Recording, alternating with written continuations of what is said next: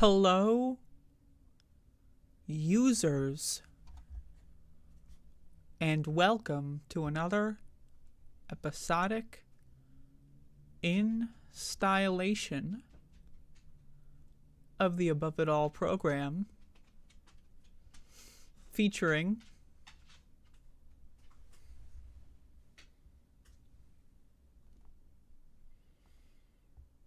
Max the dog.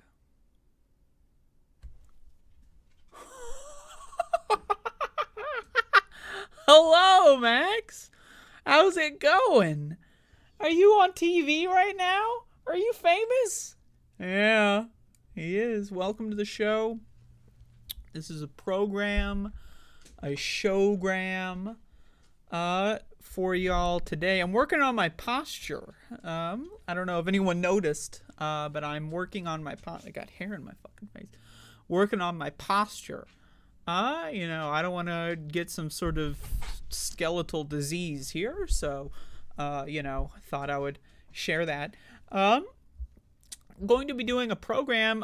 People were wondering, just kidding, no one was wondering, because no one gives a fuck, but I didn't do an Above It All last week. I did an interview, with Jen Perelman, and then I decided, you know what?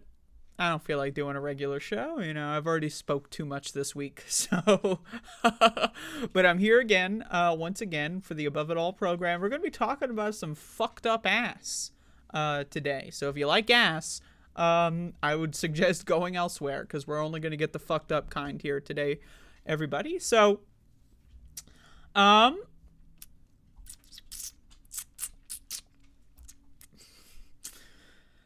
I get a lot of criticism on this program. People saying I just go on and on and on and on and on and on. I don't do enough different segments. I do too few segments, and I spend so much goddamn time on each one going on and on and on and saying the same fucking goddamn shit every goddamn fuck. And that's a criticism that I've gotten. I've received that criticism. I've absorbed it like motherfucking boo. And my response to that criticism is go watch a different show, because I don't know what else to do. That's just the show. I don't know what else to say. But I want to start off today's show talking about Israel. Now, of course, Israel is the modern day incarnation of Nazi Germany. If Adolf Hitler were alive in Argentina somewhere watching this on television, he would probably kill himself. We know he has a proclivity for suicide, but if he were still alive, he would kill himself because he would feel so embarrassed that he could not accomplish what the Nazi government of Israel is accomplishing. And this is the current news of the day. I'm reading this from CNN because I'm always curious what they have to say on the subject. Who were the world's central kitchen workers killed in Israel's strike on Gaza? So for those of you that don't know, and this is one of those things that the mainstream media kind of does. It's like, 40,000 Palestinians murdered. We don't really give a shit about them, but we're going to do some profiles of some Americans or people. I think there's some British people involved. I don't know the nationalities of all of them, of the World Central Kitchen.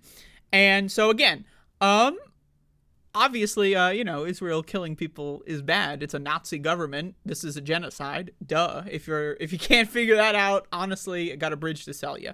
And it's looking very similar to the one in fucking Baltimore. Okay. But you always see this kind of stuff when it comes to this. You saw this maybe with the Ukraine situation, where there was an American citizen who was in Ukraine and got killed by a Russian missile or something, and that's because American lives or British lives or Australian lives are more valuable than the people in the battleground, the fodder for these genocidal campaigns, whether it be in Ukraine or in Gaza.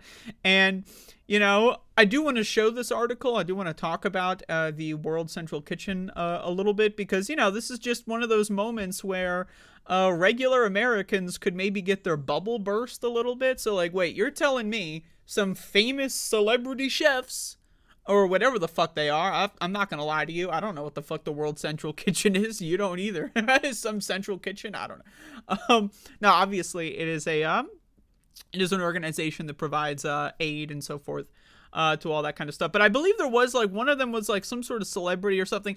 And again, because like we all know that one celebrity's life is so much more important than 40,000 dead Palestinians' lives. They don't matter whatsoever. But either way, the nonprofit World Central Kitchen has named its 7 aid workers who were killed in an Israeli military strike in Gaza on Monday, praising their beautiful souls as international condemnation over the incident grows. Now, this is the thing. Like, first of all, I don't believe in souls, let alone beautiful souls. That's just not for me. I don't believe in it. But like, I don't, like, they could all be evil motherfuckers for all I know. They could all, like, it doesn't change the fact that there is a rogue country, there is a Nazi government operating in the Middle East, and they're trying to literally end the fucking planet because of their religious fucking fervor. Now, I understand, this is, you cannot say this in left-wing spaces, but I'm going to go ahead and say it, okay? Religion explains all of this. Now, is it possible that there would be a Nazi government in Israel committing a genocide if every single person on this world were an atheist or secular? Is it possible? Yes. However, the religion angle for this is something that you don't see anyone talk about. You're not allowed to talk about how Judaism is a stupid fucking cult. You can't talk about it. Hell, you're not even allowed to talk about how Islam is a stupid fucking cult. Christians, you know, honestly, Christians, they're on the sidelines on this one, but there is a lot of stupid fucking Christians in the United States and elsewhere in the Western world who believe that what's happening now is going to bring about some rapture or some fucking shit. Like, the Jewish people are going to kill all the Muslims, and then Christ is going to come down from the heavens and go like, good job, bro, and then get the Christians and bring them up. Like, what? I don't know, but this is what these people believe. Now, I need you to understand. Religion cannot and is not compatible, cannot be compatible with a communistic, peaceful world. Just can't fucking do it. Now, is it possible? Let's imagine a scenario where we develop new religions, you know, that aren't based in factually unproven, or not even factually unproven, but factually disproven conspiracy theories. Like, what happened to the religions that are like, man, you know, we don't really know about the universe and shit, but we're just going to live happily in our own little world, like indigenous religions and spirituality that stems from this kind of stuff.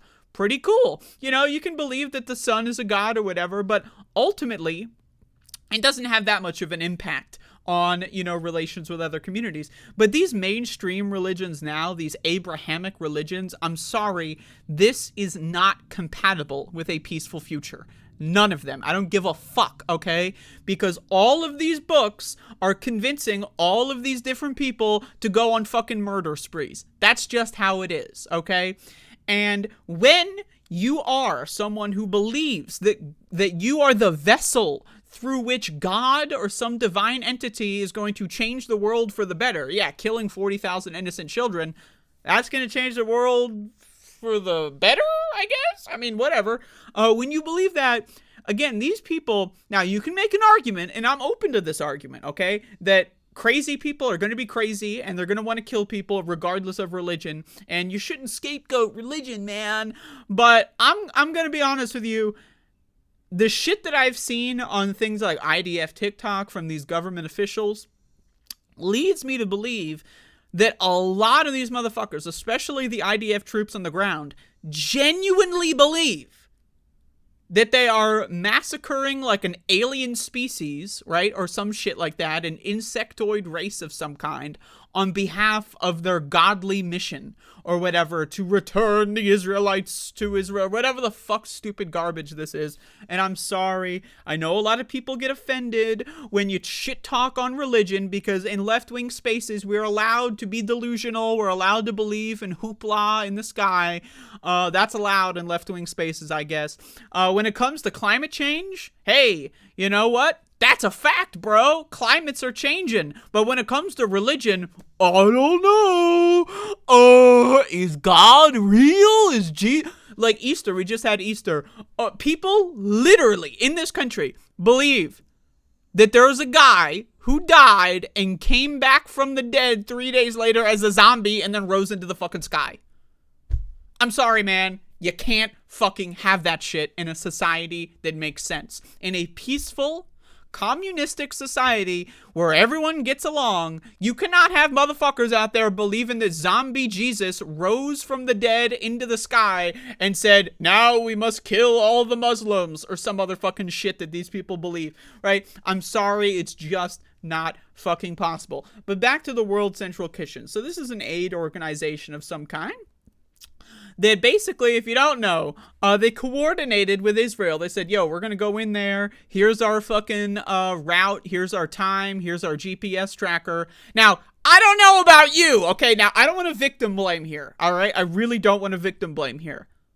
But, and feel free to clip me out of context, but the idea that you would give a Nazi your exact coordinates, assassination coordinates, you would give a Nazi these coordinates and say, all right, bro, I'm going to be right here with all of my crew. We're going to be right here at this moment in time.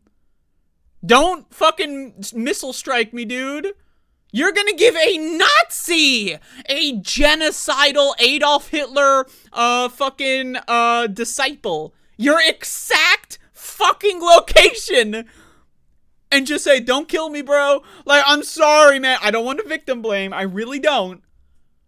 But, dude, let's be honest here, okay? Yeah.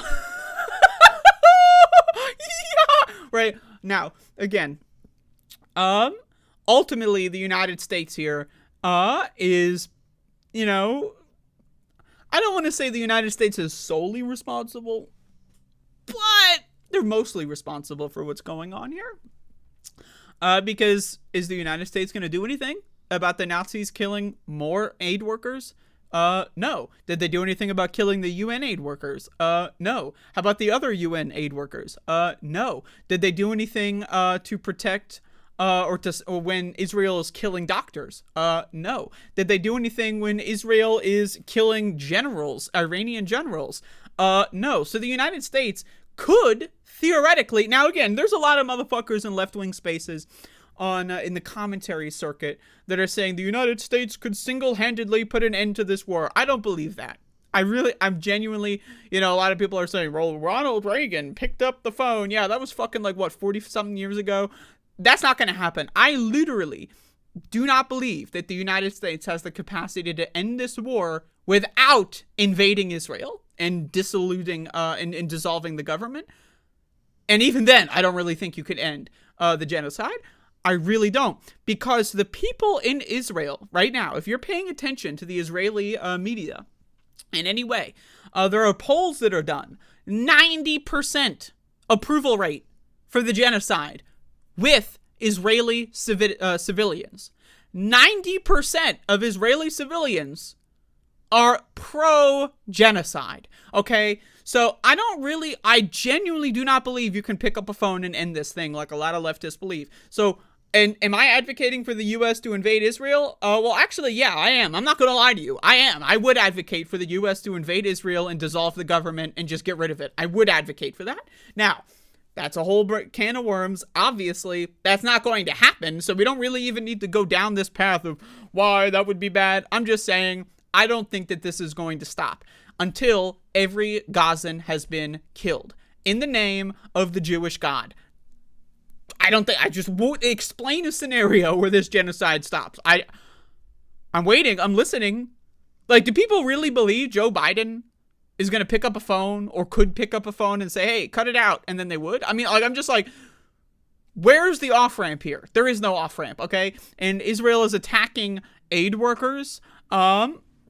Now let's just show these people's faces here. You know, it's always good to see the faces of dead people. We don't often have the faces of all the dead Palestinians, but hey, here's some dead people. They decided to give the Nazi government of Israel their exact location and said, don't missile strike me, bro. And guess what happened? Now, again, I don't want to victim blame here, but the idea that you would give the Nazis your exact location, I don't know, man. I'm just saying, I'd like, and it's, it's a complicated scenario because, like, what? Should no one go into Gaza and try to provide aid? Obviously, people should do what they can. But I don't know, man. I really genuinely feel like if you're going to try to coordinate getting aid into Gaza, you're better off coordinating with Hamas than the Nazi government of Israel. That's just the fact of the matter. I'm sorry. And again, whenever you see a disaster like this where people that aren't Palestinians or in the sense of Ukraine and Russia aren't Ukrainians get killed, like an American gets killed, an Australian gets killed, everyone goes, oh, it's so sad, oh my God, right? Because the 40,000 Palestinians that have been murdered don't matter whatsoever. And to me, it's just like, I mean, you can see the photo here where they just missile strike the logo, like they targeted the fucking logo. And I do not know what the off-ramp is here. Obviously, I do support, petitioning your government if you live in the United States or if you live in, any European country that is providing arms and weapons to the Nazi government of Israel, like Nazi Germany, for example. I mean, I'm down to call it Nazi Germany. They are supporting a Nazi government. Germany is a Nazi state. At this point in time, they are a Nazi state. They are funding another genocide. I don't know what to tell you. Right, so if you're in these countries, I highly recommend you try to petition your government to change course. But at the same time, we really need to talk about like what that course correction would be, right? Like, how do you get people that believe that they are being possessed by the divine wrath of God in order to go about some godly like genocide? God is telling them that what they're doing is acceptable. You think that some strongly worded letter from like some online organization or from like an aid organization is going to stop someone who believes that they are being possessed? They are the vessel by which God is sending energy through to commit this genocide so that the Israels can have the fucking whatever the fuck. Like, I'm sorry, man. There is no off-ramp for this. There really isn't. Unless everyone gets their shit together and dissolves the government of Israel. And honestly, you gotta treat Israeli civilians like the fucking Dragon Balls and spread these guys all across the earth or some shit. Because again, 90% of Israeli civilians are pro-genocide. Like, how we cannot have a group of people in a very close proximity to one another that all are in favor of genocide. I don't know, dude. That sounds like a problem to me. Obviously, I'm just ranting and raving, but bear with me. I just like this whole thing is just a giant fucking mess. And, it really does suck to just sit here and feel powerless and just like say, wow, this shit shouldn't be happening. And then every time you talk about this on the internet, you have a bunch of fucking Nazi scumbags going like, yeah, here's top 10 reasons why genocide is based, actually. Because that's the level of discourse that we have in this fucking online world. And, a lot of people say, get off the internet, it's not real life, man, it's not real life. Yeah, well, guess what? In real life, if you want to call it that, it's even worse. It's even worse. Like, I'm not going to lie to you, okay? Like, to me, if you were to ask me the lesser of two evils here, I'm not going to lie, the guy who is openly in favor of genocide, I might want that guy more than the average liberal who just doesn't give a fuck. I'm just like, now, I don't, like, obviously both groups are terrible, but it's like, at least one guy is a clear-cut enemy, right? At least one guy, okay, this fucking guy is insane. Like, but you go outside in the real world, everyone's going to work. Everyone's fucking going along to get along in this world where genocides are happening all across the planet. And no one gives a fuck, right? Like, I don't know, to me, I'm not gonna lie. Like, I feel like that there's a conversation to be had there, and who's the more reasonable group? Like, the people that are paying attention and are cheerleading the genocide, or the people that go like, oh, there's a genocide going on? Whatever. I gotta fucking go watch fucking cartoons. Like, I don't know, man. But ultimately, we're all powerless. I'm just ranting and raving here. This is not going to be good. I mean, I personally feel like this has potential to be the end of human civilization on the planet. Again, you have two major religious groups that both believe that they are being, the vessels of God to enact their grand plan or some shit. And Christians are obviously going to side with the Jews on this one. And I don't want to make it seem like it's a flattened dynamic here. Obviously, people in Palestine don't deserve being genocided because they believe in some magical fairy book. And you know what? I'm even going to go along to say, as far as to say, if you are in Gaza, I understand why you would believe in a magical fairy book, because the real world is fucking scary. Like, I don't know how you could survive in the real fucking world without believing in a magical fairy book. But again, right, what's going to happen? They stop the genocide. Theoretically, I don't think that's going to happen. But they stop the genocide, okay? So then people go back to living life in Gaza?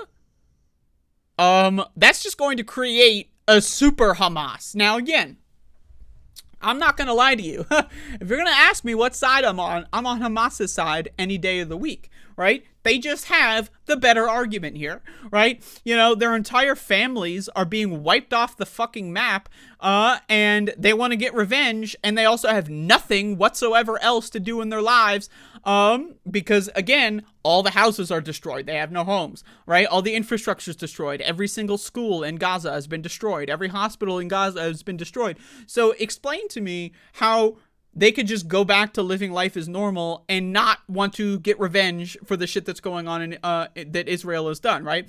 Not to mention, okay, you completely clear the Gazan population. There's other pockets of Muslims that are going to say, hey, anyway, we're obviously next, so we're just going to nuke your ass, right? Like, I'm talking about Iran.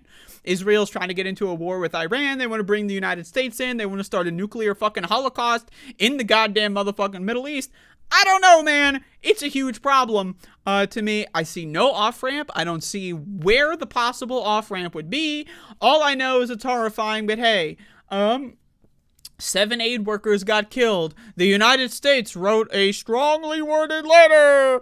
Oh, why would you do it, Israel? Anyway, here's some more white phosphorus to burn those Muslims alive, right? Like, it's insane that this is the world we're living in. I personally feel like this should be relegated to cartoons, like, if you want to create a cartoon, where two armies that believe in different gods fight it out or whatever, and one is like way super funded on the other one or whatever. I mean, it could be an interesting cartoon or a movie, but like the fact that this is real life is insane to me. And the fact that people think that this is acceptable, like, I mean, like, you ask polling in America, right? I've seen a lot of polls that say 60% of Americans want a ceasefire in Gaza, and I'm thinking to myself, 60%? That's it? Like, what the fuck? I don't know, man. I really don't know. But all I do know is that Israel needs to stop existing. That's one thing I can say for a matter of fact. The only possible way, in my opinion, that we could avoid a nuclear holocaust, theoretically, in the entire globe, right? Imagine if something like China or Russia or the United States starts getting involved in a nuclear fucking strike, back and forth, right? Is for Israel, it needs to be dissolved. We cannot have an Israel going forward. I'm sorry. You're an Israeli. You live in Israel. I'm sorry. You're going to have to go somewhere else. I know. Oh, my grandma came here and the blah, blah, blah. You're going to have to go somewhere. I'm sorry. Like, we cannot have an Israel. I'm sorry. It's just, we can't do this shit, man. And also, as a world, we really can't have religion anymore. I'm sorry. Religion, we gave it a shot. We tried, it's a failed experiment. Religion, I'm sorry for religion out there. If you're a Christian, you might feel, hey, what did I have to do with this? Well, I mean, look who's funding this fucking genocide, right? The Christians are in the United States, right? I'm sorry, man. This whole religion thing, the whole killing someone because God told you to thing, I'm sorry, man. Now, again, you can argue that there are motherfuckers that would want to wage genocides with and without God, and that God is just an excuse or whatever. I honestly don't believe. I mean, I believe that that's true. That there are crazy motherfuckers, regardless, and they're just using God to go along, to get people involved or whatever. But again, if we didn't have the God excuse, and everyone in Israel was a secular atheist, would you have 90% of Israelis that support this genocide? I really don't think so. But ultimately, I don't really think much of this matters, because I think the most likely scenario is that we're gonna have nuclear strikes in the Middle East. I really I like. Okay, like I'm just like, I would love to hear if you disagree. I would love to hear why you disagree. Like, okay, so Israel is going to stop the genocide, and then what do we do about all the Gazans who are starving to death, diseased, disabled, all their family members are dead, and all their infrastructure is dead? They don't have schools, they don't have jobs to go back to, they don't have hospitals, right? What are they supposed to do besides, I don't know, vow to get revenge, right? Okay, so you might be thinking, oh, well, just get rid of the Gazans and then stop. Got news for you. Iran's not going to let that happen. I mean, I'm just like, there is no off-ramp. Like, explain to me the off-ramp other than the international community gets involved, occupies Israel, sentences every single member of the Israeli government throw them to the Hague, and we'll let the Hague sort it out. Okay, I guess. Hey, I mean, the Hague has already did an injunction. Remember this one? I hereby declare that you might be committing a genocide, so you should stop immediately. That's what the Hague said. Did Israel stop immediately? No, they didn't do anything, right? So, but all I know is that the most likely scenario, in my opinion, to avoid nuclear holocaust is Israel needs to just fucking dissolve. We cannot have an Israel. I'm sorry. Does that mean you have to give the Israeli land back to Palestinians? Yeah, I think so. I think that would be a good idea, a good start. That would be a really good start, okay? But even then, the damage that has been done, not just since October 7th, but over the course of the last, 100 or so years, 80 years or so, right, is absurd. The damage, I don't see an off-ramp. I really don't. And, that's a little horrifying. And, as a YouTuber, I don't want to be instilling fear-mongering. I want people to watch my show and feel groovy, man. I want people to watch my show and feel like everything is chill, man. But unfortunately, I don't think everything is chill. I think everything is not so chill. But hey, I don't know, man.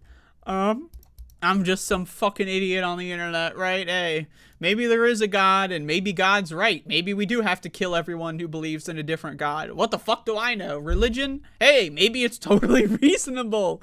Maybe it's totally reasonable to believe that Jesus came back from the dead and rose into the fucking sky and said, now let the Jewish people murder all the Muslims and I will set you free or something. Maybe that is totally reasonable. I don't fucking know.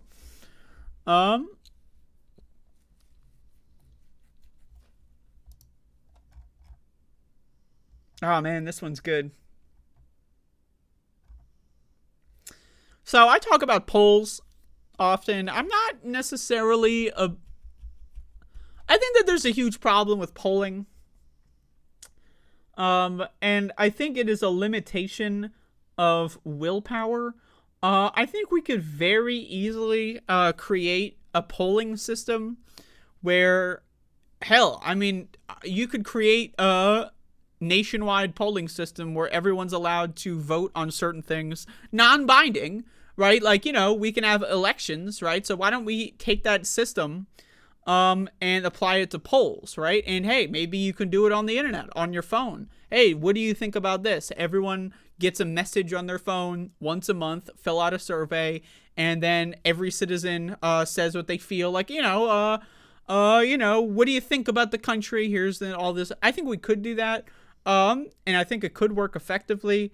But instead we have polls that are funded by certain conglomerates, and then they call certain demographics, and they have this science thing where they pretend that only calling 30 people in one like 30 black people in the country is equivalent to all the black people in the country, and we'll call 16 old people, and that's equivalent. Like, I don't know. There's problems with that system. Now, again, I recognize that there is a scientific formula or whatever to demographic polling and all that stuff, but also we do have smartphones, we do have the internet. I feel like we can just have a system where everyone gets to poll on every issue. I think we could do that. But I want to share this Pew poll about discrimination, and all partisanship and how people feel about race and all this stuff. This is about discrimination, and there's some fun stuff in here, okay? So check this out. Large shares of Americans say that there is at least some discrimination against several religious, racial, and ethnic groups in our society. About 8 in 10 see discrimination against Muslims and Jews, as well as Arab, Black, and Hispanic people. Now, again, that's another thing that's like, okay, so 20% of motherfuckers think that there's no discrimination against religious and ethnic minorities? Right? They're either lying or, like, so fucking stupid that they might as well not even have a brain. They're just an amoeba, Like, what the fuck? How is that even possible? And you can see this chart here. Large minorities see at least some discrimination against many groups in our society today. Percent who say that there is underscore of discrimination against each group in our society. A lot. Some. A little. None. Now, okay. We can talk about discrimination against Muslims, Jews, Arab people, Black people, Hispanic people, Asian people. But this is one that's interesting to me. Evangelical Christians. What? The group with the most power, that is the most mainstream. Half of people think that there's discrimination against them? Now, I've already said this. I think all religion is fucking stupid, except for, again, some of the old school spiritual stuff. I'm a huge fan of that kind of stuff. But especially Abrahamic religion and similar stuff where people are worshiping a singular book, a singular piece of scripture, a singular entity of some kind. I think most of those religions are doomed to fail. But the idea that there is discrimination against evangelical Christians in our society, the group that has the most power and influence, half of Americans think that they're being discriminated against. And I guarantee you, if you ask those same people about victim culture, yeah, man, everyone out there pretend to be a victim. But these motherfuckers love being victims. But of course, what am I trying to point out? Hypocrisy. That doesn't work. Hypocrisy. You ever meet someone on the internet or in a political organization that's like, man, those Republicans, they're so hypocritical. They said this, and then they said that. Oh, hypocrite, man! That's on purpose, dude. I'm sorry. Hypocrisy shaming is a failed strategy. None of these motherfuckers have a coherent, cogent worldview. They believe that they're the vessel of God to enact some sort of grand prophecy, okay? Language is a weapon to these people. That's why they say one thing, do the opposite. They say one thing, then say the opposite. And then they'll get asked, hey, you said this and that. And then they'll find a way to say both at once, right? Why? Because language is a weapon, right? It's like, you ever play Pokemon games and you get hit by the confuse ray? That's what hypocrisy is on the right wing. They're trying to confuse you, right? They're trying to go like, we know logical people will say, or will hear us say the exact opposite thing within days of each other, and they'll be confused and point out, how dare you say hypocrisy, and then they're just going to get distracted, confusing themselves about like, oh, hypocrisy, right? So none of that shit matters. But the idea that half of Americans think that evangelicals are under attack or some shit, man, that's crazy. That's crazy. That's crazy. And then white people are under attack. 13% say that there's a lot of discrimination against white people. My goodness. My goodness. Some discrimination against white people. Oh boy. A little discrimination against white people.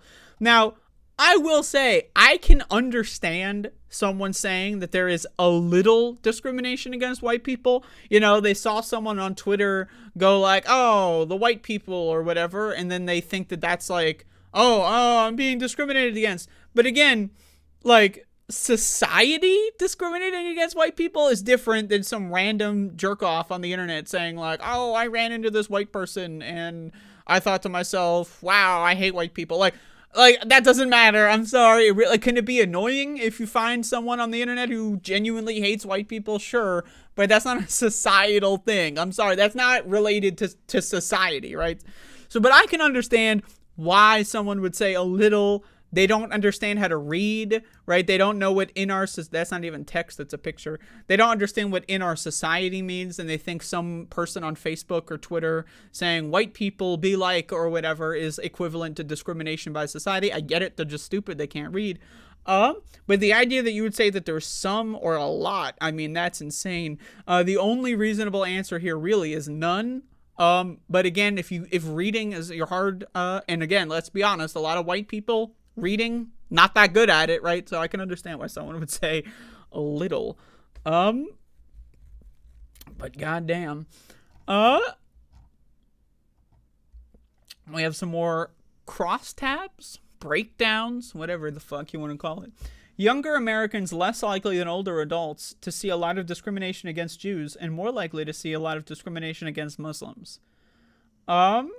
Now, you can make an argument that this is because of the genocide and people are recognizing that Jewish organizations, I guess you should say Israel-backed pro-genocide organizations weaponize being Jewish, right, and weaponize anti-Semitism to make it seem like the Jew is under attack or some shit.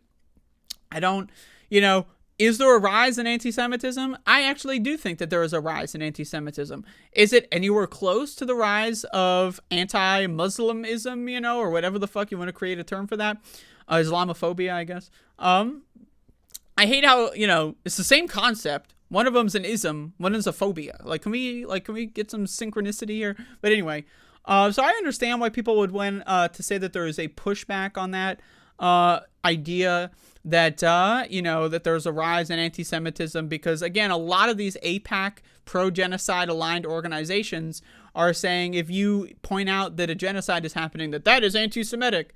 Oh, you think Israel isn't perfect and everything they do is perfect? That's anti-Semitic, right? So I understand why there would be a pushback on that against, especially among younger people. But I do think that there is a lot of discrimination against Jewish people.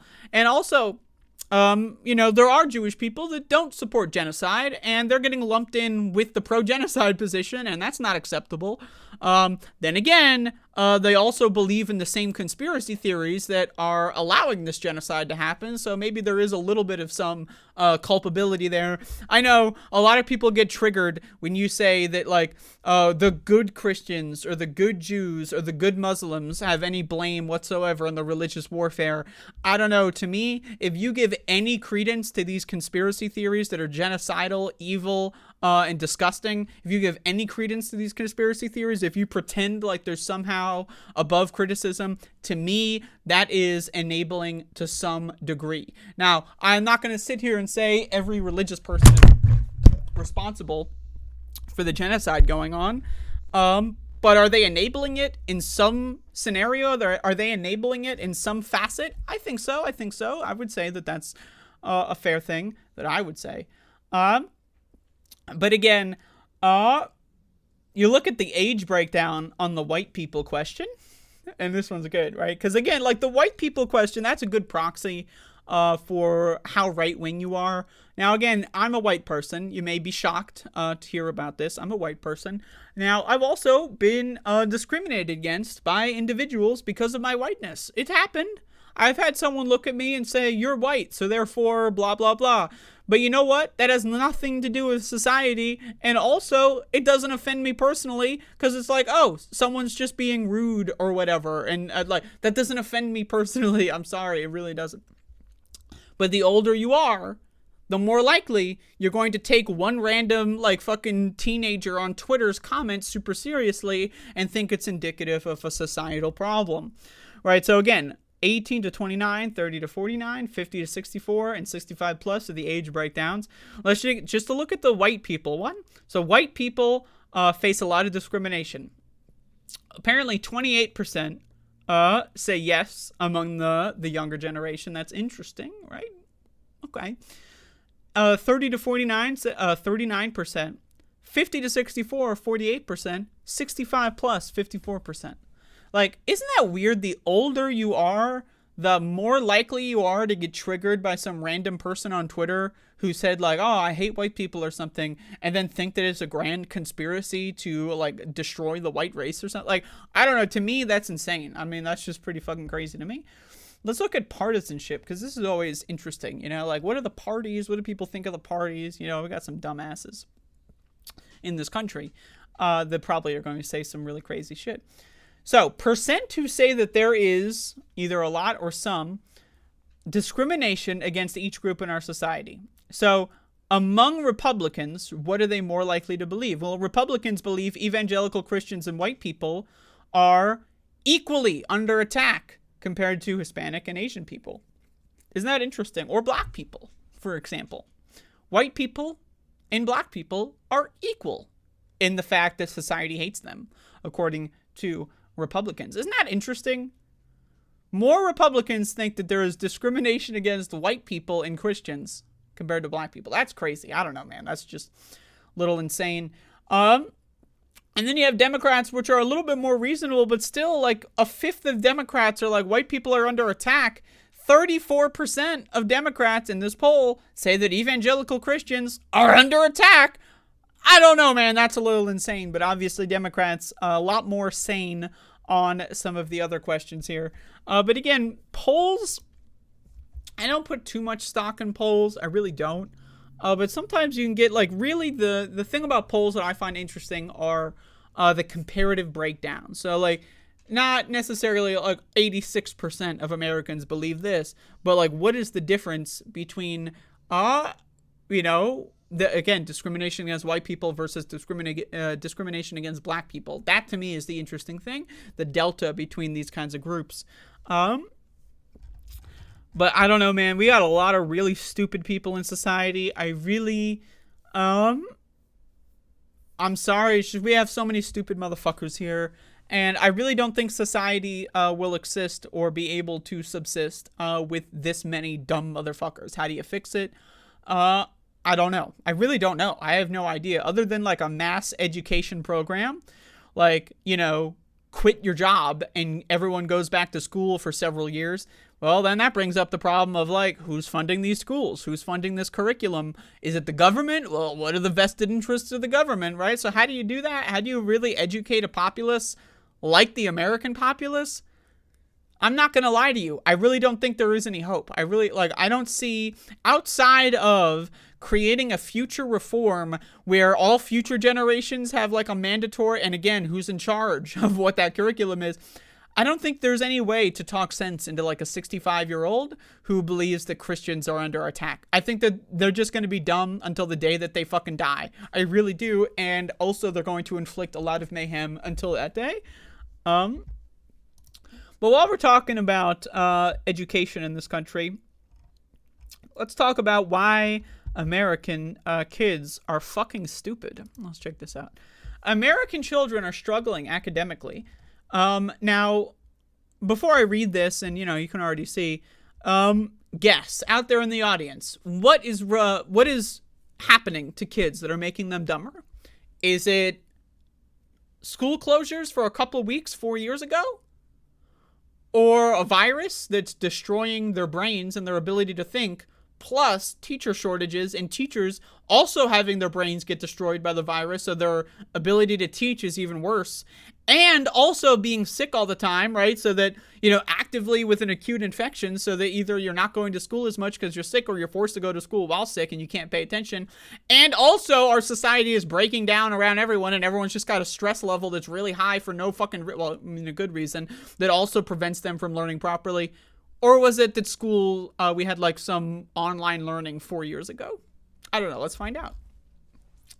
4 years since the school closures due to the COVID-19 pandemic upended their education. Elementary and middle school students have gained back some ground. Now, again, I said this before in a couple shows ago, that how do you explain second graders, first graders also being behind?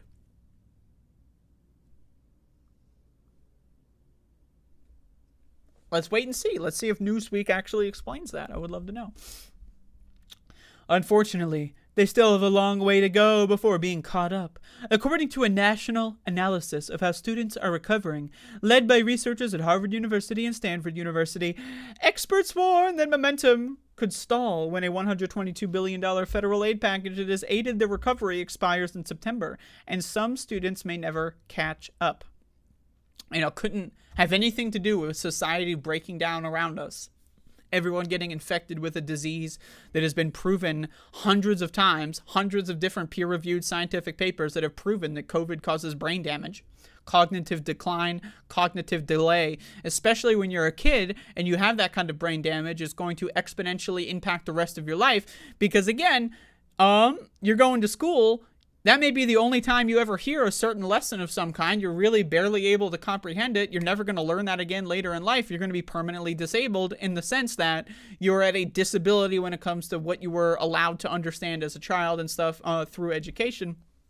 Not to mention the physical disability acquired from COVID. The researchers from Harvard and Stanford looked at test scores for 3rd through 8th grade students. Interesting, by the way, that they're just going to not acknowledge that kindergartners, first graders, and second graders are also having low test scores, because that goes against the narrative, I guess. During the first full year of post-pandemic recovery, that's a conspiracy. There is no post-pandemic recovery. The pandemic is still going on. So therefore, there is no post-pandemic recovery. They made that up. Between spring of 2022 and 2023, their report called The Education Recovery Scorecard said the students recovered about a third of what they lost in math and just about a quarter of what they lost in reading. Alabama was the only state to exceed pre-pandemic achievement levels in math, while only Illinois, Louisiana, and Mississippi saw average achievement above pre-pandemic levels in reading. So what do we got? 4 states? 3 states here? 4 states? Now, Alabama is usually like number 50 out of 50. So, they didn't have much to start off with there. So, I'm just throwing that out there. The report said students in 17 states remain more than a third of a grade behind 2019 levels, and those in 14 states remain more than a third of a grade behind level behind in reading. Now, again, my question to you, if the people in charge of teaching and educating these kids are not even acknowledging the reality of what's happening here, where is the hope that these kids will ever catch up?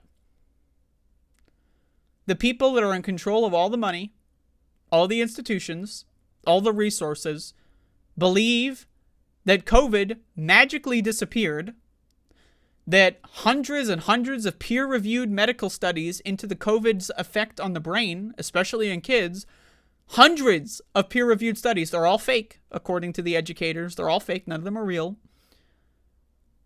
And also the educators themselves are repeatedly getting infected and also getting dumber and dumber and dumber and less able to do their job. Where is the hope? There is none. There is none. This generation, fucked. What is it? Generation Alpha? Whatever the fuck. They're fucked. It's over. They're fucked. The only possible way that they could possibly make up for some education is by becoming autodidacts. And how many of them are going to do that? Yeah, anyway, they're fucked. And this shit depresses me because I have a very personal attachment to being a victim in a scholastic experience and the scholastic institutions. For those of you that don't know, I was chronically disabled as a child. I was absent a lot, and I would get made fun of by my peers. My fellow students would make fun of me for being sick all the time. Oh, it's the sick kid. Oh, ha ha ha. I would, sometimes there'd be a couple years where I would only go to school like once or twice a week just to get packets of homework to bring home or whatever, and I would teach myself at home. I don't know why that happened. I accidentally hit my keyboard. And I also got discriminated against by the institution itself. I had doctor's notes and all this. I've told this story many times. And eventually my school said, we don't believe your doctor notes. We're not going to call the doctor to confirm them. And they dared my family to sue. Obviously, we didn't sue. And they kicked me out of school. They said, your choices are to stay in this school until you're 21 years old, right? Redoing the same grades over and over again. Just for context, I failed several classes with a 100-point grade. I failed because of attendance, right? So they're just forcing me to do the same thing over and over again, or you can drop out. That's not much of a choice. Or we can sue them. We were a poor family. So I was basically forced out of school by the system. And for me, that has caused a lot of resentment. I resent the education system. I am aware of the cracks in the education system. I am aware that it is not a good system, okay? And for me, right, I feel the plight of these kids.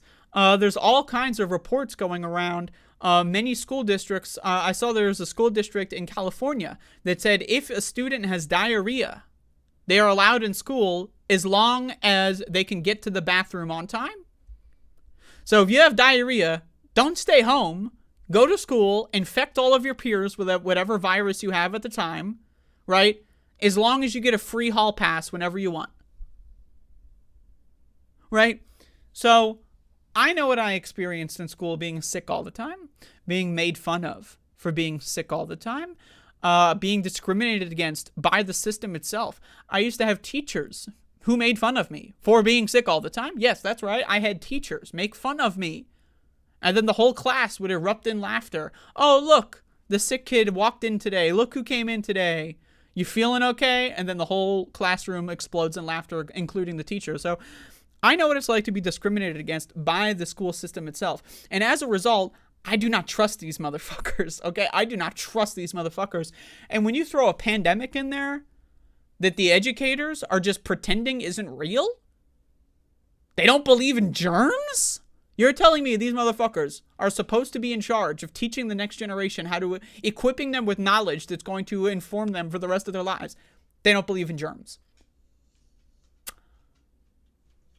I feel for the kids, and that's one of my major concerns. Now, on the other hand, Israel is probably going to start nuking the entire planet, so we really don't have to worry about these kids' futures when you really think about it. But let's assume Israel does not cause World War III, which it looks like they are on the way to doing. But let's assume that doesn't happen. Again, they're just ignoring in this article. I haven't finished the article yet, but I'm just assuming that they're not going to bring up pre-third grade here. But our school systems are decaying. And it's not just in the United States. This is happening all across the world. People at large have decided hundreds of peer-reviewed medical studies on the brain damage of COVID, fake. It's all fake. Climate change, fake. Gravity, fake. Viruses, fake. Germs, fake. God's real, buddy. Jesus Christ. But let's keep reading this horse pucky. Many schools made strong gains last year, but most districts are still working hard to reach pre-pandemic achievement levels, said Thomas J. Kane, an economist at Harvard and one of the co-authors of the analysis. Yeah, an economist at Harvard, I'm sure, has the best interest in kids in the core of their heart, I guarantee you. Districts across the country have invested federal pandemic relief money into programs aimed at getting students back on track academically, including intensive tutoring and summer school. Now, this is what I was saying in a previous segment. How are you going to fix the summer school? You're going to force kids to go to school in the summer while they're still getting sick all the time and they're not even allowed to experience summer? That's not going to work. What are you going to do? Extend the school day? Right? Every hour that goes by, I read a study on this of, for example, let me start this one over. I read a study a few years ago that said that the earlier the school day starts, right, kids are less able to actually learn in early periods. So for me, when I was going to high school, we went to high school at 6 a.m. I had to be out at the bus stop at 5:50 or something. And then the school day started at like 6:15, and like first period or whatever was like 6:30 to like 8 or something, right? So I read a study that found that the earlier the school day starts, early in the day, students are less likely to actually like retain information because they're tired, right? Kids are going to bed at like 10, 11, 12, and they're waking up at 5. That's not sustainable. And then also, on the inverse, the longer the school days go, like let's say your school day starts at 9, or some schools I've heard of start at 10, and they go until 4 or 5 or something, right? Students are less likely to retain information later in the day. So if you extend the school day by an hour, either in the morning or in the night, or in the evening or afternoon or whatever, then you are like, that hour is really not like, it's not an hour of education. It's really, you know, if you throw some math in there, it's like 30, 40 minutes of education. And that's not going to work. So what's the other alternative? We're going to school on the weekends? Oof, have fun with that. Or summer school? Really? Everyone needs to go to summer school? I mean, I don't think that would go well with the child population. The idea that they're going to have multiple summers stolen from them because the adults in the room just refuse to believe that germs are real. That's not going to go well. And also, again, it's ignoring the cognitive decline of the general population when it comes to these viruses. So it's like the people involved in teaching these kids are getting dumber and dumber and dumber, and less of like their abilities to actually do their job are less and less and less, right? So how do you fix this scenario? Well, I'm not the answers person right now. Like, I can throw out some ideas on there. You got to make education more fun, make education more engaging, but above all else, you got to make education, you know, educating you on the facts of the universe. Because when you are going to school and everyone in the authority position say germs aren't real, God is real, praise God. Every day when you go to school, you are forced to praise God in the form of the Pledge of Allegiance. That's fucking creepy and weird, right? Right, so when these are the people in charge of teaching the next generation, I don't know, man. I'm really not convinced that there's much of anything that these school systems can do to fix the problems here. The idea was that 4 years would be enough to remedy the impacts of the pandemic. Marguerite Rosa, director of the Edunomics Lab at Georgetown University, told Newsweek. So your idea is that 4 years would remedy the impacts of the pandemic. Impacts, you know, in the past tense, implying that germs aren't real because the pandemic magically disappeared. It magically disappeared. Harry Potter came off the mountain, said, "What am I?" And then COVID disappeared, right? According to Marguerite Rosa. Except all the facts point in the opposite direction. But we can't acknowledge facts. We can't acknowledge reality. Give us money so that we can pay ourselves an exorbitant salary to do nothing. Quote, "Thus far, the recovery has boosted test scores on average, not to where they were before, but that recovery has been uneven. But this fall, as the relief funds disappear, a major concern is the recovery will stall." Again, recovery. Now, these people are the people that are theoretically in charge of drafting education policy, and they don't even know how to read. Recovery? How do you recover from something that's currently happening? That's like saying, you know, during my recovery of my multiple gunshots, you know, and then describing a story where you were still getting shot. Like, let's say you were shot 7 times. Well, my recovery started in between the first and second bullet. That's when my recovery really started. And during my recovery, like, what? They don't know what words mean. These are the people in charge of education. They cannot read. They cannot read. These people cannot read. They work at Georgetown University, Harvard, and they cannot fucking read. They cannot motherfucking read, okay? And that's a problem to me. How do you recover from something that's still ongoing? You can't. Therefore, why would you say that word? You're illiterate. And if you're illiterate, why are you in charge of education policy? Jesus fucking Christ. Of particular concern is that the research found the gap between students from rich and poor districts has only widened. You don't say. You don't fucking say that a fucking pandemic is going to exacerbate gaps in our society even further. You don't fucking say. Poorer districts remain further behind the levels of achievement from 5 years ago than wealthier districts in all but 3 states, Arkansas, Pennsylvania, and Virginia. And even in the 4 states where average achievement exceeds pre-pandemic levels, the poorest school districts are still lagging where they were before the pandemic. Quote, academic performance remains lower and more unequal than in 2019 in all but the wealthiest communities in America. Now, do you want to know why that is? Because the wealthiest school districts actually pay for things like clean air. Private schools pay for things like clean air. There are a lot of private schools and wealthy school districts that have mask mandates still. Why? Because they know that your kid getting sick every single day is actually bad. And the rich people are aware of this. Interesting. Isn't that fucking fascinating? To me, I'm fascinated by this. This is crazy. The researchers advise schools to notify the parents of children who are behind. Okay? So everyone? So that they have time to enroll in summer school. So, okay, we fucked you. We lied to you. So now we punish you by sending you to summer school. Think about that. The adults in the room caused this mess. And now the children are going to get punished even more. And again, I'm not convinced summer school would even fix the problem. The research, I already read that. While President Joe Biden's administration has not called for more federal funding, it has urged states to focus on increasing school attendance, as well as providing high dosage tutoring? High dosage? Interesting word choice. But again, focus on school attendance. That's why, again, I mentioned earlier that there are school districts that said if you are actively diuretic of some kind, I don't know if that's actually the correct term, but if you have active diarrhea, you're still allowed to go to school. There was a report that said a California school says if you have pink eye, you're allowed to go to school. Pink eye. Pink eye. They're telling you you cannot stay home from school if you have pink eye. And that's supposed to make kids smarter?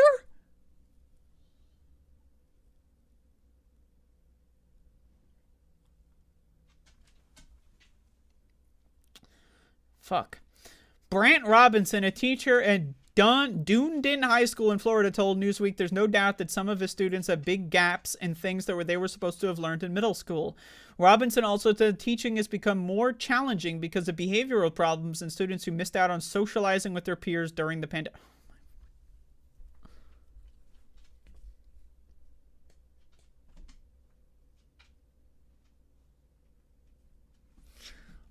The conspiracies. Now, again, these are the people in charge of educating the kids, and they're so fucking stupid. I'm sorry. This is a show where we engage in the war on teachers. Fuck teachers. 99% of them are fucking stupid. Let's be honest here. So, now, kids are the most equipped to socialize online, okay? Kids are raised with computers and phones and tablets and infinite social communication all around them at all times.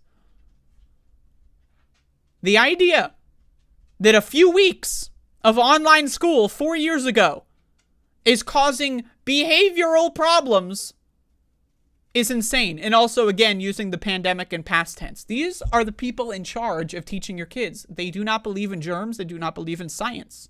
They believe in conspiracy. They are fucking insane.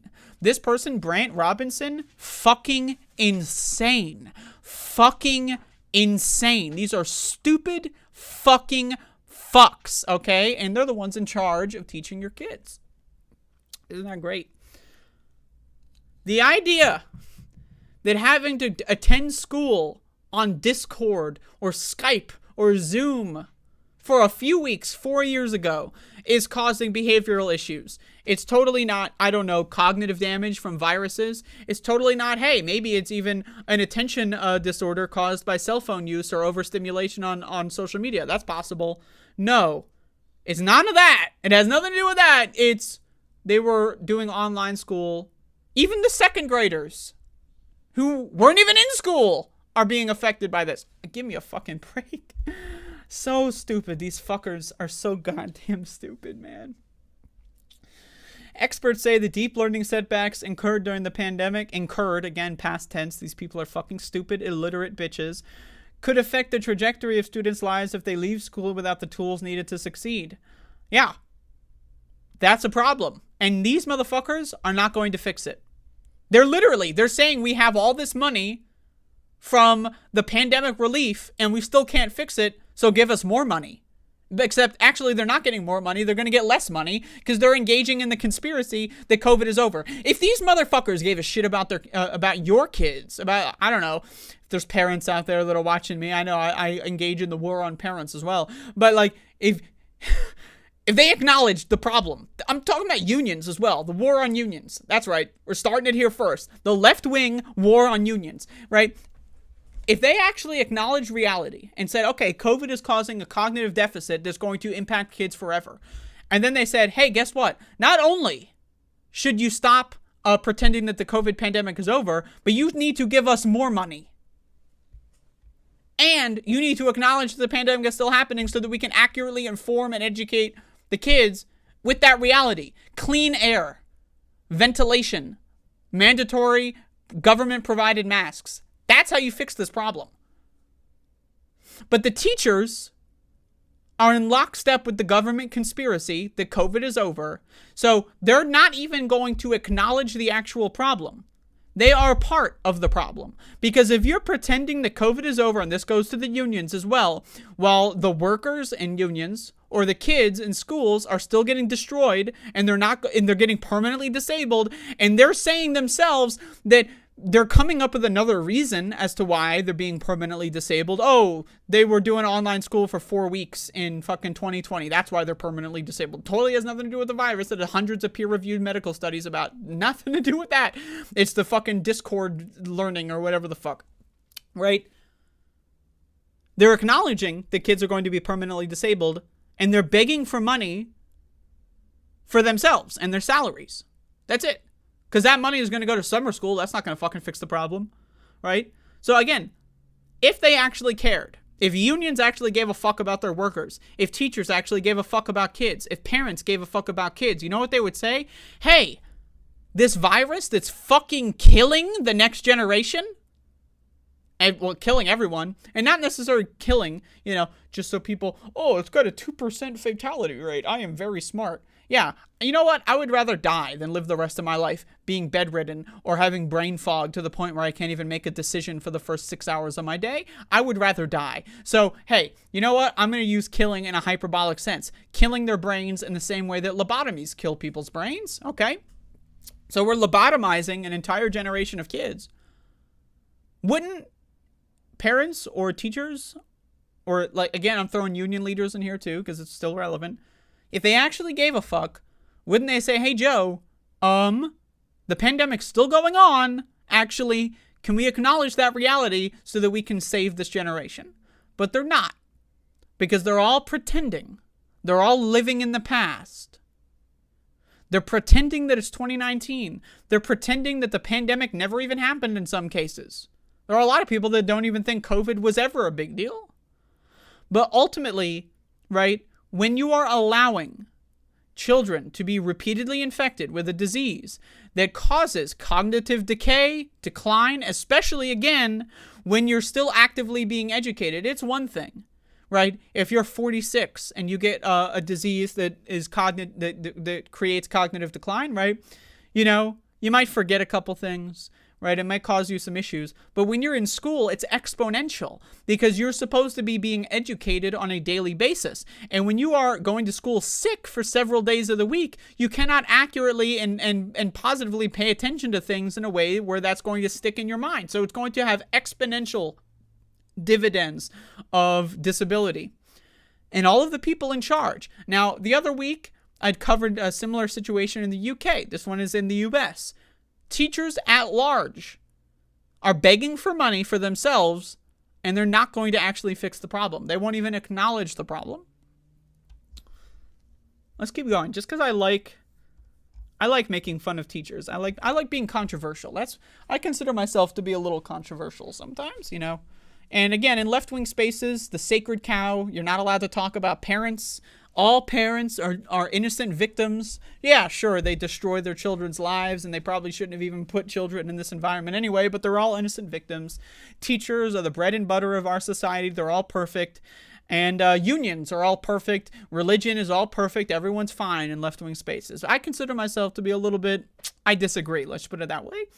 And that's why I focus on stories like this that you don't see on stuff like The Majority Report, because The Majority Report, the largest left-wing news show on the internet, also believes that the pandemic has disappeared. They also believe COVID is over. So, hey, someone's got to say this. Experts say the deep learning setbacks incurred during the blah, blah, I already read that. Quote, there is an unfelt urgency because once students leave K to 12, there is little chance to make up for learning loss.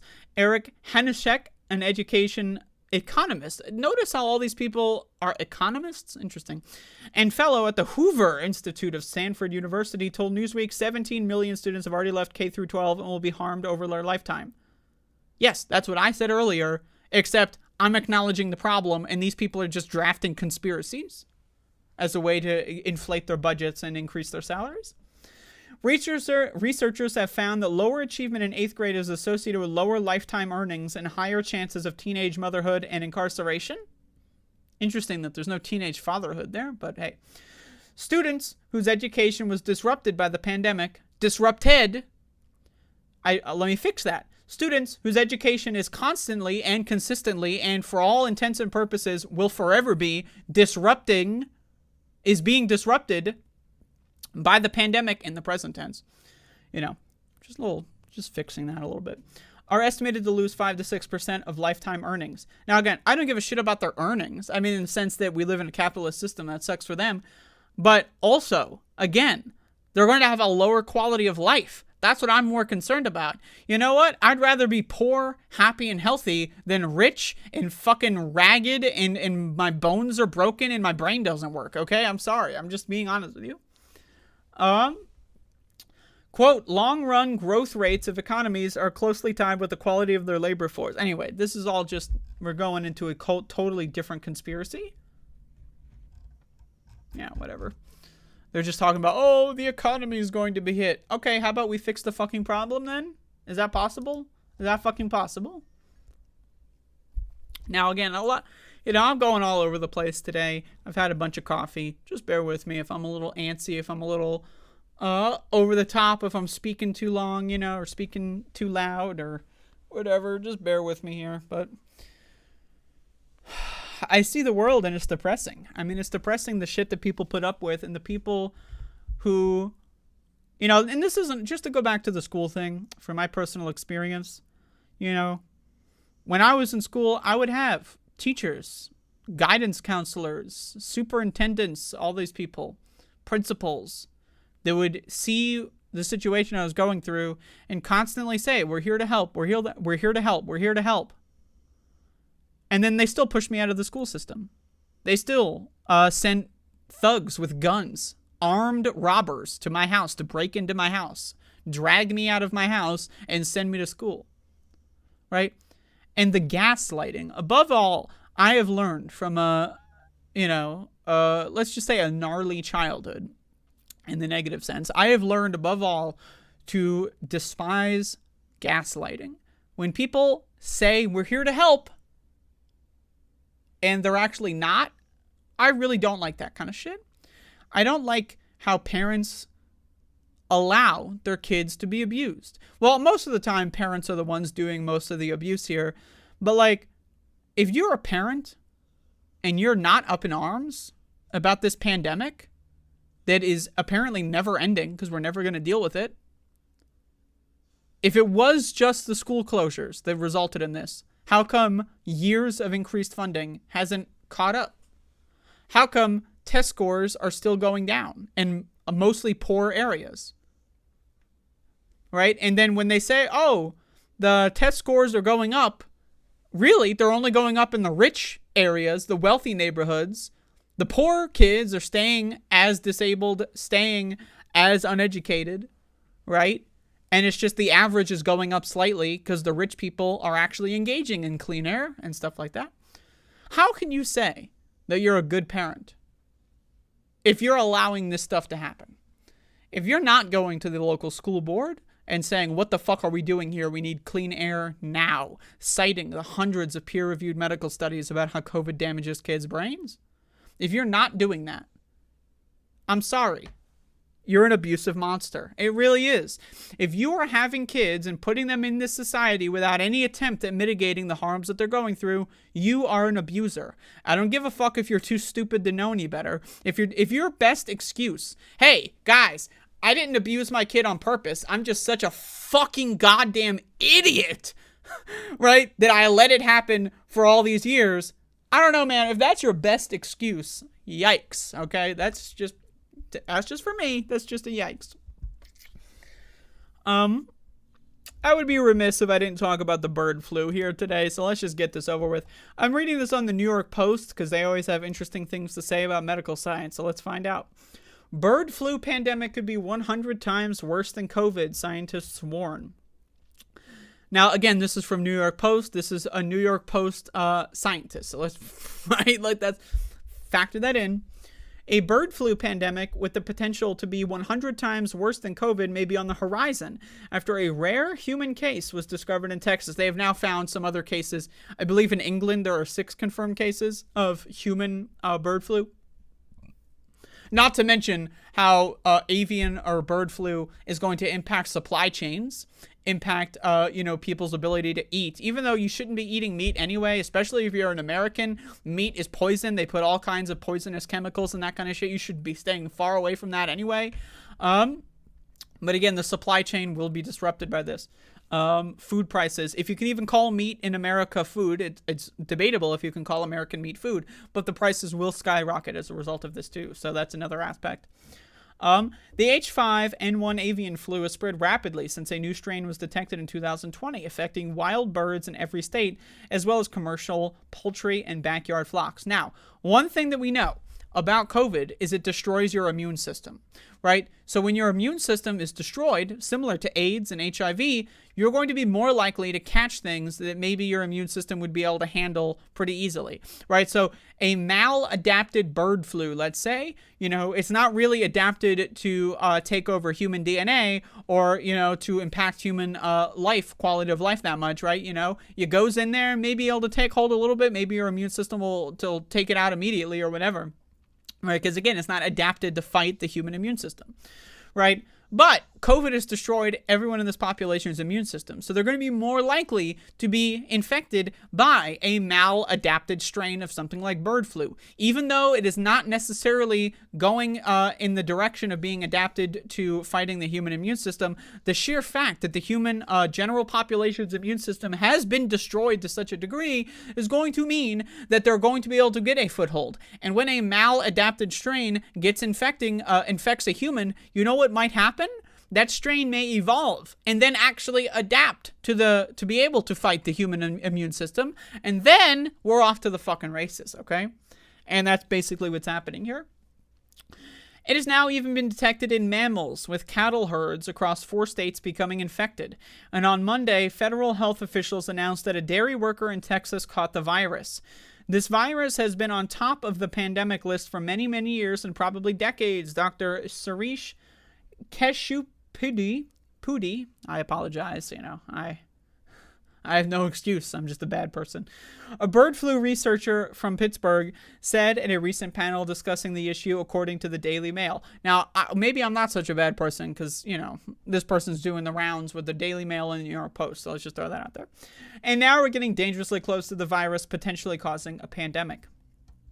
Interesting. I don't really care what this person has to say. He noted... I'm talking about the pop-up for those listening. He noted the H5N1 virus has already been detected in species throughout the world and has shown the ability to infect a range of mammalian hosts, including humans. So therefore, in my view, I think this is a virus that has the greatest pandemic threat that is playing out in plain sight and globally present. John Fulton, a pharmaceutical industry consultant, interesting choice of career, for vaccines, and the founder of Canada-based Bio Niagara, who organized the meeting, also expressed his concerns, the Mail reports.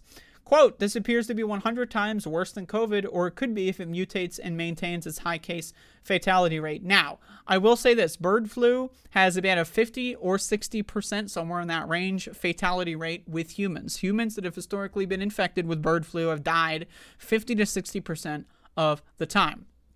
Now, to me, That's good news when it comes to pandemic prevention, because as we know, the quicker your host dies, the less likely it will spread the virus. That's why COVID is such an insidious pandemic, because it started out with a high fatality rate, about 20% or so, maybe 10 to 20%, depending on certain areas and demographics, right? Then it slowed down. It became a slow killer. It kills you over a longer period of time.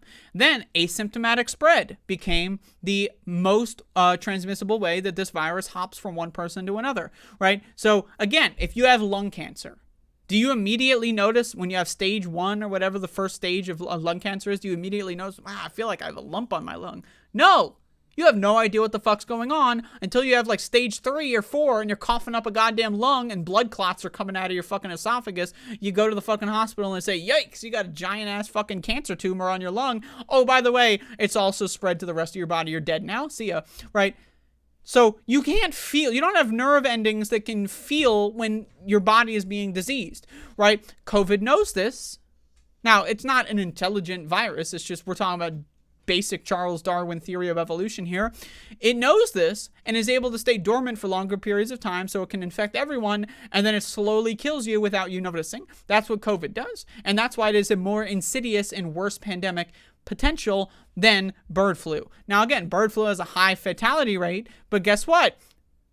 High fatality rate, really, the worst case scenario with this is that everyone gets infected from consuming cheese, eggs, and meat, and then gets infected with that same strain that has a 50 or 60% fatality rate, and the spread is done via the food system. That's the worst case scenario here, and that would be really bad. However, the idea of human-to-human transmission of bird flu reaching COVID levels of danger, to me, is less likely at this time. But of course, if humans are good at anything, it's making sure a pandemic kills as many people as possible. Around 52% of humans who have contracted H5N1 since 2003 have died. For comparison, COVID currently kills less than 0.1% of those it infects, though at the start of the pandemic, the fatality rate was around 20%. Now again, this is another reason why humans are fucking stupid. The idea that the world is binary. There's only 2 genders, right? There's only 2 sodas, there's only 2 cereals, and there's only 2 states of life. Either you're alive, and that means you're perfect, or you're dead. There's no, I don't know, being bedridden. There's no, I don't know, being on an iron lung. There's no, I don't know, not being able to think clearly. There's no, I don't know, not being able to breathe properly. You're either alive or dead. That's it. I love the world that these people live in their magical fantasy, right? And again, I would rather die. I'm not even joking. I would rather fucking die than be bedridden for the rest of my life. For most of my childhood, I said this earlier, for most of my childhood, I was sick a lot. I had a lot of chronic illness. And as a result, I was bedridden for an extended period of my childhood, right? And the idea that that would ever happen to me again is so fucking insanely horrifying.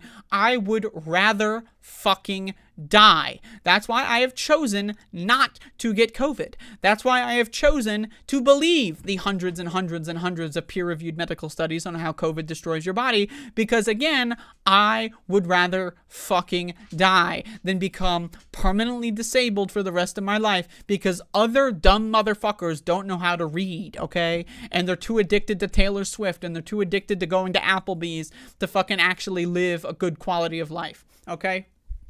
That's just my opinion, okay? So, just throwing that out there. Symptoms of the bird flu are similar to those of other flus, including cough, body aches, and fever. Some people may not develop noticeable symptoms, but others can develop severe life-threatening pneumonia.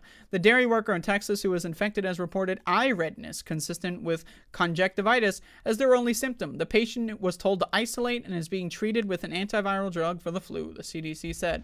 The CDC with a great fucking track record here, right? So, what does the CDC have to say? The agency and the whole U.S. government is taking this situation very seriously, CDC Director Mandy Cohen told the Washington Post. Are they taking it very seriously? Well, what's the last time they took a pandemic very seriously? And what's the status of that pandemic? right? So I don't really trust the fucking CDC on this one. She maintained the virus does not pose much of a risk to the general public, noting that the dairy worker was in direct contact with infected cattle. And the U.S. Department of Agriculture has said there are currently no changes that would make it more transmissible to humans. While cases among humans in direct contact with infected animals are possible, this indicates the current risk to the public remains low. Now, again, we're just one opportunistic mutation away from a complete, total fucking disaster. So what's not in this article is the amount, again, the food supply. Now, again, I am skeptical of whether or not you can call beef or any American meat food. It's really not. It's poison wrapped up in a yummy, battered mess, depending on what fast food joint you get your poison from. But the supply chain is going to get fucked here because major farms in states like Michigan, Texas, Iowa, Kansas, Nebraska, a lot of these farms are having mass die-offs of, let's say, laying hens that are supplying eggs to the food supply chain, right? Now, shout out to the vegans out there who don't eat eggs, but eggs are less poisonous than meat. In fact, eggs can straight up be pretty fucking healthy for you if they are from a good source. Now, again, factory farmed eggs, really low quality protein, high chance of antibiotics, sorts of chemicals lingering, especially people, if they don't cook their eggs thoroughly and properly, they're going to have a lot higher likelihood of foodborne illness. But high quality eggs, not bad, okay? They're actually not bad for you. I know vegans out there, I get it, right? I understand, but it's not meat. Eggs do have some pretty good nutrients in them. I'm just being honest with you, okay? It's not to say that eating them should be the norm or whatever, but just bear with me here. But the point is, think of all the things that have eggs in their recipes. Like a lot of pastas have egg in them. Like cakes, Americans are addicted to their treats, right? So they need cakes and candies that have a lot of them have eggs in them, right? So the supply chain is going to get fucked here. They're going to get fucked. There's already millions and millions of laying hens that are being fucking killed. And this is another thing that these farms do, is if there's a bird flu outbreak in the chicken population, you know what they do? They kill them all. They kill them all. Because it's not worth it. Because they're all intermingling in their little caged factories, right? They just fucking kill them all. 5 of them got H5N1. Fuck it. Let's kill millions of them. Because otherwise it's going to spread. And they don't actually care about making sure that the chickens are actually safe, healthy, and happy. They don't give a fuck. They treat other life forms as a commodity because they're slave mentality motherfuckers, right? And again, the consequences of this are looking to be pretty bad, even if it's not a virus that actually affects humans in a direct infection sense. It's going to affect our supply chains. It's going to affect farmers' livelihoods.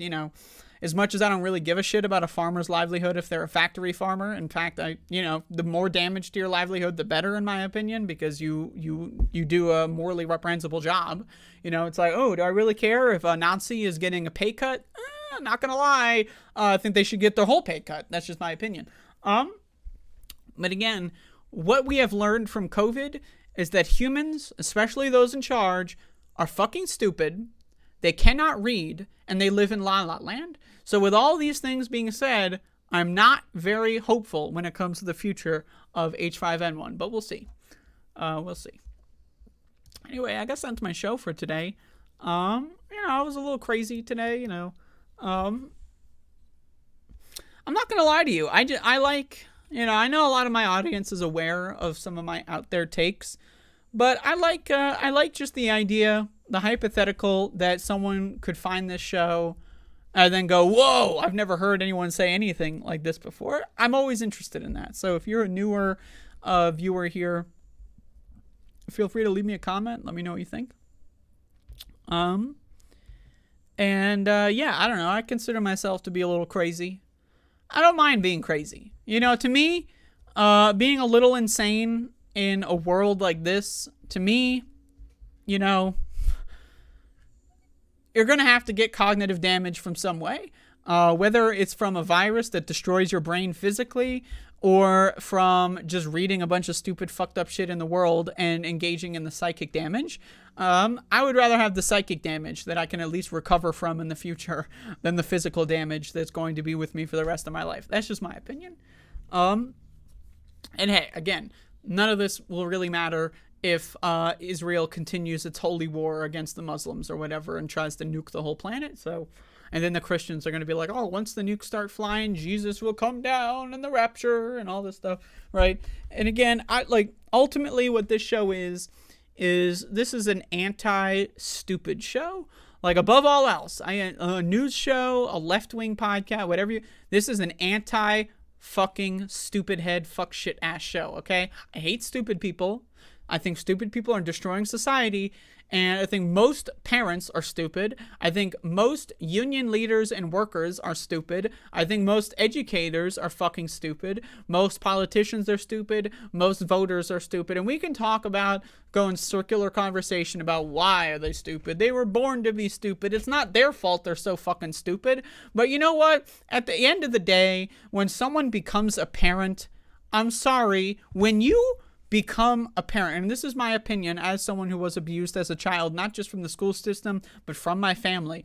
When you become a parent, your life is over. Your life is over. You don't have a life anymore. I'm sorry. That's just how I view it. When you become the ultimate tyrant, whether or not it's your,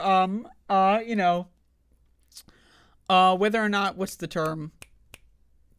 Like a beneficial,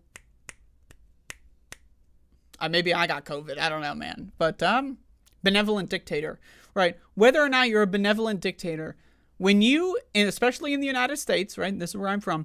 When you have a child, you are a tyrant. You are a dictator. You are the sole authority in someone else's life.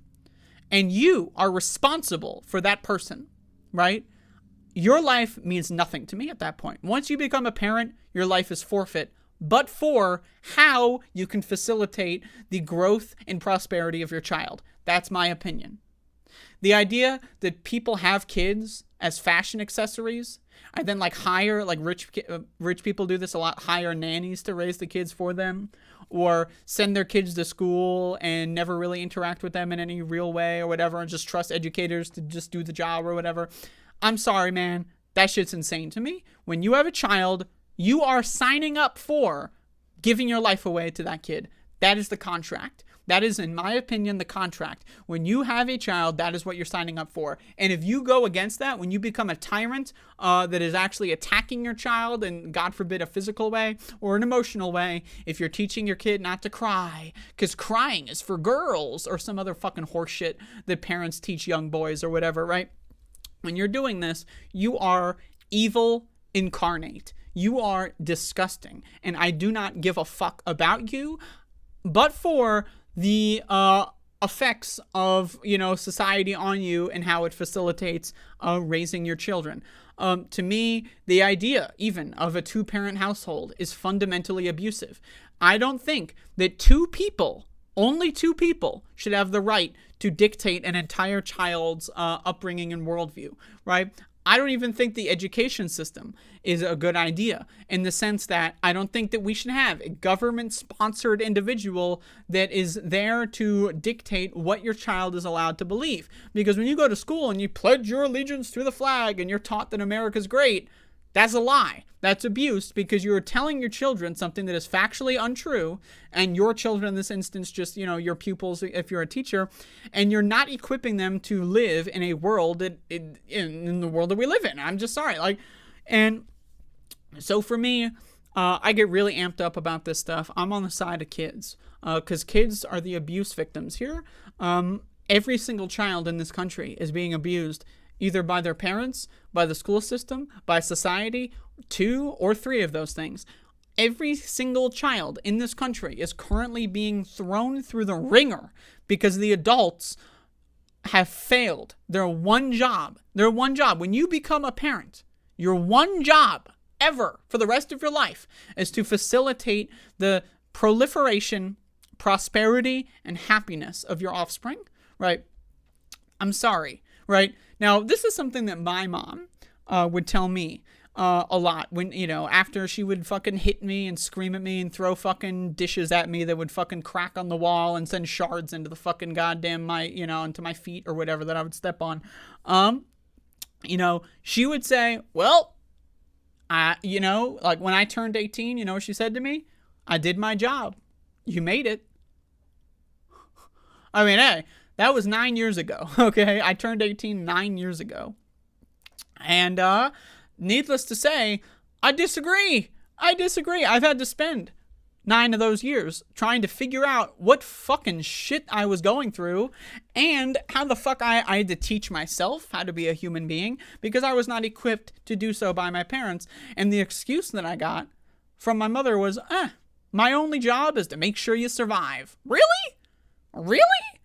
And again, for me, maybe my childhood was a little bit more hectic than a lot of people in my audience. That's possible. And maybe people had it worse than me. It's totally possible. But ultimately, what I'm saying is that I'm on the side of kids here. I will always be on the side of kids here. And kids are not being treated fairly in this society, right? Again, when all the adults in the room are pretending germs stopped existing, pretending the earth is flat, pretending that climate change isn't real, pretending that white evangelicals are the most victimized in our country, it's just abuse. It is. It's psychological abuse because in the same sense that right-wingers will weaponize hypocrisy to confuse their opponents in rhetorical combat, right?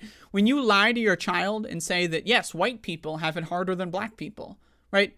That is a lie that your child might believe because you are the sole authority on how they develop their worldview, right? So if you teach a kid that white people have it worse than black people and then they go out into the world with that belief, it's going to actually cause significant damage to their ability to actually live their lives because they're going to get into a conversation with someone and they're going to say shit like, yeah, white people have it real hard, black people have it easy, and then maybe they're going to get punched in the face for saying something offensive and stupid.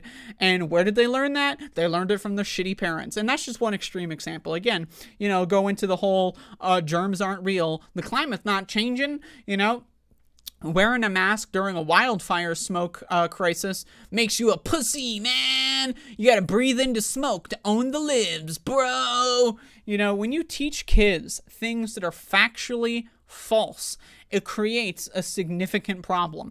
How many old people are out there that still believe in the American dream? The classic conspiracy theory propaganda of you grow up, you meet a bitch, you wife her up, you buy a house, you work one small job while your stay-at-home wife raises your 6 kids. And how many people still believe that that's a thing that's possible? Right? Decades of propaganda, decades and decades, and it's entrenched. And this goes back to the school conversation I was happening, is when you are teaching kids, getting sick over and over and over and over and over and over and over and working through it as a morally prosperous thing to do, you know what that's going to have happen? That's going to have a lot of people die in their 20s. Because we got to push through our sickness. That's what you learned in school. When you're sick, just pretend you're not sick. What's the worst thing that could happen? If you have diarrhea, just pretend you don't have diarrhea. You might shit your pants in the middle of fucking goddamn math class, but if you pretend hard enough, it'll go away. And that's what the parents, the teachers, the politicians, the government are teaching these kids. And that's abuse. Because they're not going to be able, they never had a chance. They never had a chance at living a life. And, to me, that's sad. So, but hey, again, all of this might not matter because Israel is attacking Iran, and Iran is said that they might strike back. And, okay, so Iran's going to strike Israel, and then Israel is going to strike Iran, and then we're going to get into a larger war. Hezbollah is going to get involved, and the U.S. is going to get involved. Hey, man, I'm saying this. Maybe none of this shit matters anyway. So, I don't fucking know. But hey. When it comes to team parent versus team child, I'm on team child any day of the week. And if that offends you, if there's parents out there that get offended by my commentary, do better. That's all, just do better. Be there. You got to educate your kid. Because again, think about it this way. presumably the COVID pandemic will never end in the same way that the flu pandemic never ended, except COVID is like 20 times worse than the flu. Hey, we might even get bird flu, which it could be 100 times worse than COVID, according to the New York Post expert, the Daily Mail expert, right? And if you're teaching your kid that germs aren't real, dude, they might not even make it to 30 years old. Like, think about it, right? That's like teaching your children that they don't need to drink water, that water is bad for them or something, you know? That's like teaching your children to stop breathing. You know, like, you're teaching your children to get infected with diseases over and over and over again, which cause more disease and sickness and illness, and you're teaching them as it's a moral virtue. It can only end poorly. It can only end poorly. So, I don't know, man. I think I've said the same thing 30 times, and the 31st time is usually when I stop. So, thank you for watching. I appreciate people for tuning in. I know I'm a little crazy, and you know, if I'm too crazy for you and you need to log off, that's fine. If I'm not crazy enough for you, feel free to you know, to tell me why or whatever. But I don't know, man. That's all I got.